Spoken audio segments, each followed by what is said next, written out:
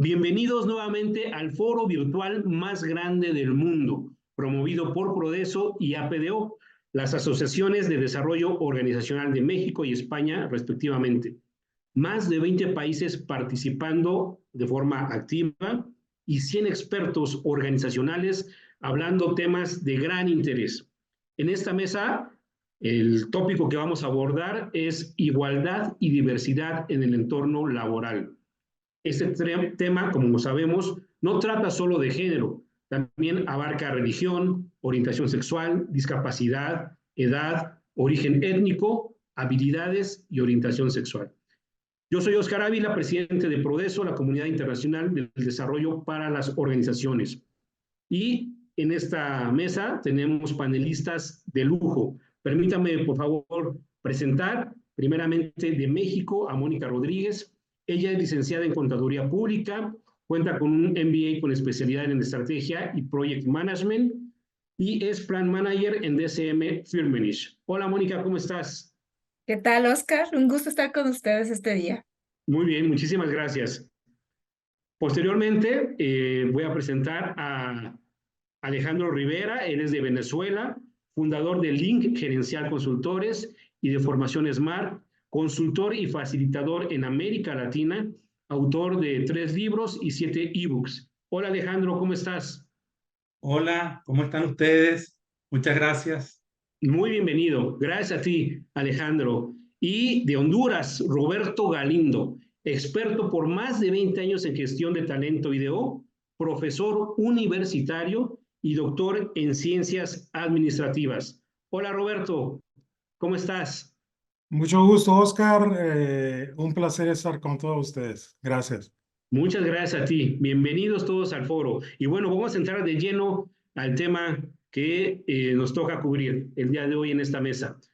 La igualdad y la diversidad en el entorno laboral son conceptos fundamentales que buscan crear ambientes de trabajo justos, inclusivos, equitativos. A continuación, a través de nuestros expertos, exploraremos algunos aspectos clave relacionados con estos principios. Me gustaría comenzar con Mónica Rodríguez de México, preguntarle a Mónica, ¿cuáles son los beneficios, Mónica, de estar integrado, de ser parte de una organización que favorece la diversidad y la igualdad? Gracias, Óscar. Personalmente creo que esta cualidad en las organizaciones atrae talento, definitivamente. Y una de las partes más importantes es la creatividad. Al abrir voces para diferentes personas de diferentes lugares, promueve a que la innovación sea una de las cualidades, que las personas que están trabajando acá se sienten en un lugar donde saben que son escuchadas, son respetadas en su forma de pensar y en lo que ellos traen o aportan a la compañía. Entonces, pensar en inclusión y diversidad es pensar en utilidades, es pensar en que la empresa se enfoca y valora la innovación. Y esto prácticamente es redituable para todas las compañías. Muy bien, muchas gracias, Mónica. Alejandro Rivera, ¿te gustaría agregar algo a esta cuestión de los beneficios que justo lo está comentando Mónica, que no nada más es que la gente se sienta bien, esté contenta, sino que impacta en la parte económica de una organización? Sí, correcto. Coincido con lo que dice Mónica. Le agregaría adicionalmente que mejora el clima laboral, que hay estudios que ha hecho, por ejemplo, Google conjuntamente con la gente de McKinsey y que hablan de que aumente el 15% el desempeño. En materia de innovación, recordemos que innovar requiere entender los públicos objetivos, requiere entender los cambios de los consumidores y mientras más diversa es el grupo, ese talento humano genera muchísimas opciones. Entonces, persona en una empresa diversa donde hayan personas con discapacidad de distintos niveles socioeconómicos, distintas edades, distintas experiencias, distintas carreras, generan en materia de innovación hasta un 15% más. Adicionalmente, está comprobado, hay estudios que se han hecho, que mejora el servicio, el compromiso, el engagement y también mejora la reputación empresarial, lo cual es muy importante. Muchas gracias, Alejandro. Pues muchos beneficios comentaste. Roberto Galindo, de Honduras. ¿Algún otro beneficio que nos quieras tú comentar también? Bueno, querer ser redundantes con lo ya expresado, con lo cual estoy 100% de acuerdo. Tal vez quedaría enfatizar el tema de, en un ambiente actual tan competitivo desde el punto de vista de un mercado laboral cada vez más exigente, creo que es una forma importante de poder atraer, no solo atraer al mejor talento, sino retenerlo. O sea que cada vez más ese mercado laboral es consciente del tipo de empresas y los beneficios y, digamos, la mística que hay detrás de esa cultura que mencionaba Alejandro. Con lo cual creo que el podernos asegurar, ser competitivos, incrementar la imagen de la institución a través de este aspecto tan importante es un plus para la institución. Muchísimas gracias, Roberto Galindo, de Honduras. Tienes toda la razón. Sabemos que ese mercado laboral, la gente que busca emplearse, pues es consciente, como tú bien dices, y busca información sobre la empresa a donde él le gustaría aplicar, hacer alguna aplicación para poder quedarse en ella. Y tienen ahora más que nunca información a su disposición, pues para escoger una u otra opción, ¿verdad? Esto es así. Esto anteriormente, hace algunos años, no sucedía. Alejandro Rivera, en ese sentido, pues como estamos comentando, la diversidad y la inclusión promueve la satisfacción laboral en los colaboradores y también el sentido de pertenencia sin ningún tipo de rechazo. ¿Qué debe considerar una estrategia efectiva, estimado Alejandro, para fortalecer una cultura diversa? Sí, de alguna manera yo pienso que la diversidad tiene que ser el reflejo de la sociedad. Es decir, en la sociedad donde nos desempeñamos, donde interactuamos las empresas, ahí hay personas de distintas edades, profesiones, sexo, niveles socioeconómicos, etc. Y entonces es muy importante tratar de reflejar esa misma situación. En ese sentido, una estrategia es todo lo que podamos hacer para, de alguna manera, reflejar esa sociedad. Vayamos de lo más básico, los sistemas de reclutamiento. Los sistemas de reclutamiento deben eliminar los sesgos. Y te cito un caso que me llamó mucho la atención hace unos años. La industria norteamericana, la banca y la finanza, investigó qué estaba pasando con el reclutamiento de las personas porque sentían que habían perdido competitividad en materia de retener y de captar talento. Y se dieron cuenta que en el proceso de reclutamiento, por ejemplo, estas instituciones financieras excluían a las personas que tenían tatuajes. Fíjate, y así como eso ocurría, las empresas de tecnología rápidamente captaban, no tenían ningún tipo de discriminación, incorporaban eso. Fíjate que es a partir de ese reclutamiento donde yo tengo la posibilidad de acceder a una diversidad de personas. Entonces, cuando me dice una estrategia específica, empecemos por ahí, por cambiar los patrones de reclutamiento, eliminar los sesgos, los prejuicios, y un elemento básico puede ser generar un mecanismo que esté escrito donde participen distintas personas de la institución, de la empresa, de manera de evitar los sesgos y generar una apertura a todo tipo de personas. Muy bien, muchísimas gracias, Alejandro. Estimada Mónica, ¿algo que te gustaría agregar acerca de cómo integramos una estrategia efectiva? Me encantó lo que comentaba Alejandro. creo que adicional pudiera ser la sensibilización hacia el liderazgo de la compañía, porque si bien es sumamente importante el ingreso, la retención del talento depende de los que ya estamos dentro de la organización.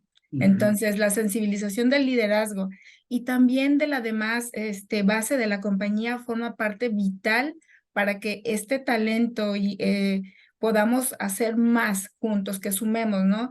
O multipliquemos ese aporte de valor que cada uno trae ya. Entonces, la sensibilización del liderazgo, el establecer rutas de comunicación claras con las personas para que lo que a bien hoy día es tal vez una valla para una persona, algo que tiene conocido, pueda ir derribándola. ¿Pero cómo? Con comunicación, hablando claramente de estos temas y de alguna manera hacerlo al día a día, habitual para cada uno de nosotros.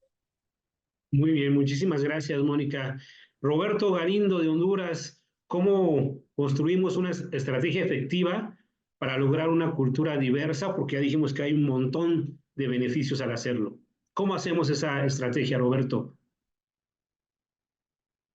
Bueno, más allá de los aspectos mencionados, con los cuales algunos vamos a coincidir, solo enfatizar tal vez, creo que lo principal que se reconoce que se ha avanzado mucho en la voluntad de la mayoría de las empresas a primer nivel en acompañar los esfuerzos de estos grandes temas. Reconocer también algunas contradicciones que han aparecido en relación al mal uso o al exceso de énfasis en los aspectos, pero en general yo diría que las grandes voluntades, las normas, los compromisos, las cartas, los acuerdos internacionales nos dan una buena guía de cómo adherirnos. Creo que al final nos queda el reto de gestionar, digamos, lo que tendría que ver con, digamos, los grandes temas de equidad, diversidad, inclusión, si lo queremos adherir. Y entre ellos yo diría más, sin querer enfatizar, que ya lo mencionó muy bien Mónica, el tema de comunicación, capacitación, construir capacidades, creo que eso es importante. El tema de crear compromisos tiene que ver con el involucrar, escuchar qué es lo que la gente en estos temas donde no necesariamente vamos a estar de acuerdo con los detalles, es importante crear focus group, contratar expertos que puedan revisar, digamos, de manera frecuente estas normas, los temas de transparencia y los compromisos, adherirnos a, digamos, a comunicaciones institucionales como lo es el GRE. ¿Por qué no el tema de certificaciones internacionales en temas de género? Es una forma de expresar esa voluntad y compromiso y abrirnos al escrutinio de terceros expertos van dando esa estrategia de madurez, lo que estamos haciendo como institución, medir el impacto de manera frecuente. Al final creo que esto es importante porque ningún esfuerzo es sostenible a menos que dé, digamos, ese retorno esperado. Y por último, creo que es atender los grandes retos, fijar prioridades, que es muy importante, y con ello, pues, yo diría que el tema de gestionar esa estrategia termina siendo esencial. Gracias eh, por la pregunta. Sí, gracias, Roberto. Y bueno, gestionar la estrategia, ¿verdad? Hay que hacer una estrategia, diseñarla, desarrollarla, ejecutarla, y todo eso implica una gestión. Ok, pues me gustaría quedarme contigo, Roberto Galindo de Honduras, para hacerte una siguiente pregunta, porque parece que los retos que tenemos que enfrentar son diversos: superar estereotipos y prejuicios, garantizar la equidad salarial y de oportunidades, fomentar la conciencia y educación sobre diversidad e igualdad. ¿Cómo superamos esos desafíos para lograr un ambiente de igualdad en el trabajo, Roberto? Sí, de acuerdo. Bueno, los retos son muchos y yo diría que probablemente es el aspecto fundamental. Digamos que no creo que haya una empresa que no le dé importancia a este tema. y donde probablemente exista la diferencia entre una empresa que ha tenido más éxito respecto de la implementación de estas estrategias, como mencionabas hace un minuto, está tal vez la clave. Creo que lo primero es reconocer la diversidad que hay dentro de la institución. El tema de reconocer la diversidad nos tiene que llevar a tener que priorizar esos elementos. Yo te diría que como un iceberg terminan siendo más de 20 elementos que se podrían atender en el contexto de la diversidad, con lo cual creo que hay que escuchar las voces internas más que las voces externas. Las voces externas a veces son muy fuertes y en algunas medidas tratando de atender agendas que no necesariamente son las que viven las instituciones en el grado que puedan tener. Con lo cual, hablando de diversidad, que el primer ejercicio es tratar de priorizar cuáles de esos elementos que crean la diversidad son los que vamos a atender en una agenda, digamos, de corto plazo. Si el listado aparecen más de 20 elementos, pues serán los 5 elementos que durante los próximos 2 años vayamos a atender como temas importantes para la institución en el grado de madurez, como te digo, que tengan en cuanto a esa diversidad. Eso va a crear el compromiso que hablamos. Es un tema de sexo, es un tema de edad, es un tema de profesión, es un tema de nacionalidad, o más bien un tema de etnia, raza, cultura, de capacidades especiales o discapacidades, es un tema de personalidad, y en la medida en que podamos, digamos que determinar cuáles son esos aspectos de diversidad, creo que es un reto importante porque va a permitir enfocarnos y no dispersarnos tanto en todos los aspectos. Un último elemento, tal vez en cuanto a estos retos que nos mencionabas hace un minuto, Oscar, es el tema de determinar las capacidades institucionales. Las capacidades institucionales creo que hay que construirlas y tenemos muchas aristas al respecto de ello, ¿verdad? Tema de respeto que va asociado con acoso laboral, con acoso sexual, que tiene que ir acompañado de capacidades institucionales para atender y realmente desarrollar estas capacidades como capacidades de atención de denuncias, de investigación, de resolución de casos, de apelación. El tema de incluir realmente políticas que permitan que la remuneración y la parte salarial se asegure como un aspecto de equidad interna, en los temas de contratación, cómo motivar a que las mujeres participen más. Creo que ese es un tema importante en la contratación. No participan muchas mujeres, especialmente en los grandes retos que es eh, los puestos de liderazgo terminan participando suficiente cantidad de mujeres. Otro reto importante es determinar si esa contratación se va a hacer por cuotas para ganar esos espacios perdidos por, digamos, por temas de género o por meritocracia. Y yo creo que estas discusiones hay que generarlas porque son las que al final implican probablemente desacuerdos. Así que sin tratar de ser exhaustivo en todos los elementos que hay que atender, por el tiempo me quedo acá y le doy también un espacio para que los compañeros puedan complementar. Gracias, Muy Oscar. bien. Gracias a ti, Roberto. Muy amplia tu explicación. Te agradecemos mucho. Y Mónica Rodríguez, algo que nos quieras compartir también sobre los desafíos para lograr un ambiente de igualdad en el trabajo. Tú que eres una líder organizacional, ¿qué nos puedes decir de estos desafíos? Rápidamente, hablando de forma interna hacia la organización, yo considero que lo primero es claridad hacia dónde queremos ir como organización, cuál va a ser la meta, ¿no?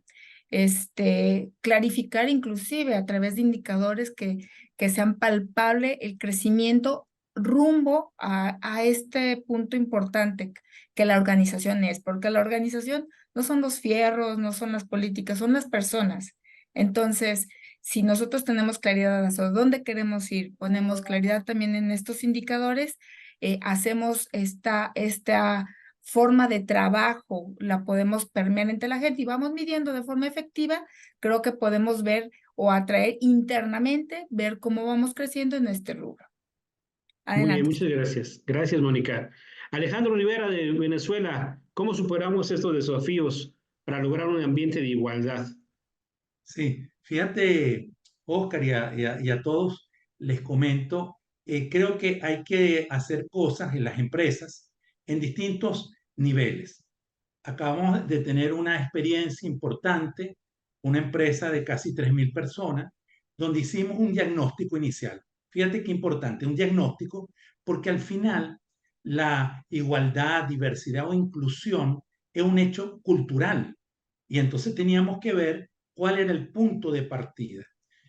Hicimos esa evaluación, luego hicimos un gran programa de formación a todos los niveles, desde los niveles más altos, porque hay que sensibilizar a la directiva, a la gerencia, pero también a todos los niveles. Todo qué significa la igualdad, por qué es importante la diversidad, qué son los micromachismos, cómo a veces cosas que no nos damos cuenta pueden influir a las personas. Partiendo de eso, se trabajó a toda la organización un programa largo y adicionalmente se complementó con cambios en los procesos, una política de igualdad, cambio en los formatos, cambio en los procesos de reclutamiento, de ascenso, de promociones, todo eso en paralelo y luego haciendo una evaluación de si había cambiado. Y efectivamente había cambiado después de un año porque la gente está sensibilizada. Mucha gente decía, no sabía que mi comportamiento generaba una discriminación o no estaba abierto a la diversidad. Bueno, es un cambio, es un proceso importante que se tiene que generar en las organizaciones. Entonces, está por una parte toda la capacitación, toda la comunicación, pero tiene que ir en paralelo los cambios en los procesos, en las políticas y en los procedimientos. Yo creo que eso se puede efectuar desde una pequeña empresa hasta una gran empresa. Lo importante es decidir y que esa decisión venga no como una moda o como una imposición de la directiva, sino como un entendimiento de que al final es un mecanismo en el cual se mejora la productividad, el compromiso y el resultado. Muy bien, muchísimas gracias, estimado Alejandro Rivera. Finalmente, ¿qué podemos concluir de este tema que abordamos el día de hoy sobre la igualdad y diversidad en las empresas? ¿Cuáles serían sus conclusiones? Una conclusión contundente que a la vez pueda servir de recomendación para toda la gente, los miles de personas que nos están viendo el día de hoy a través de este foro. ¿Quién nos quiere dar alguna conclusión? Venga. Yo diría, perdón, que la conclusión es que la igualdad, inclusión y diversidad es rentable para las empresas. Muy bien, muchísimas gracias. Roberto, Mónica, Roberto. Adelante, Mónica. Gracias. Además de ser rentable, da un valor también a la sociedad, vamos. Sabemos que las organizaciones viven dentro de las sociedades, entonces también genera valor hacia allá y como comunidad podemos apoyar también en esta parte. Claro, hace sociedades más justas, más equitativas, con más igualdad de oportunidades y de derechos, ¿verdad, Mónica? Correcto. Muchísimas gracias. Roberto Galindo de Honduras, tu conclusión final, ¿cuál será? Bueno, hay mucho trabajo más allá de esos beneficios enormes que ya se pintaron. El compromiso es tangible, tenemos que trabajar en mejores sistemas de promoción, de desempeño, de capacitación, de liderazgo femenino que cubra esas grandes brechas, precisamente en las posiciones directivas. El tema de trabajar un poco más en beneficios, en licencias, no solo maternidad, paternidad también, en tema de horarios, el tema de teletrabajo, el tema de crear instancias también que nos permitan ese ambiente Creo que el tema de las instancias de mediación, los ombudsperson, los tribunales administrativos, todo esto que normalmente tal vez está muy desarticulado, es lo que va a permitirnos precisamente que estos ambientes y estos beneficios adheridos a estos ambientes de equidad y diversidad puedan ser una realidad en nuestras empresas. Muy bien, muchísimas gracias. Pues bueno, es un hecho que las empresas que promueven la inclusión tienen más posibilidades de éxito a largo plazo. Yo quiero agradecer mucho a nuestros expertos de esta mesa, su tiempo, su profesionalismo y sobre todo su generosidad para compartir todo esto. Gracias, Mónica Rodríguez, Alejandro Rivera, Roberto Galindo. Esto es el Foro Iberoamericano de Desarrollo Organizacional a través de Prodeso y APDO, la Comunidad Internacional del Desarrollo para las Organizaciones. Continúen con nosotros. Gracias.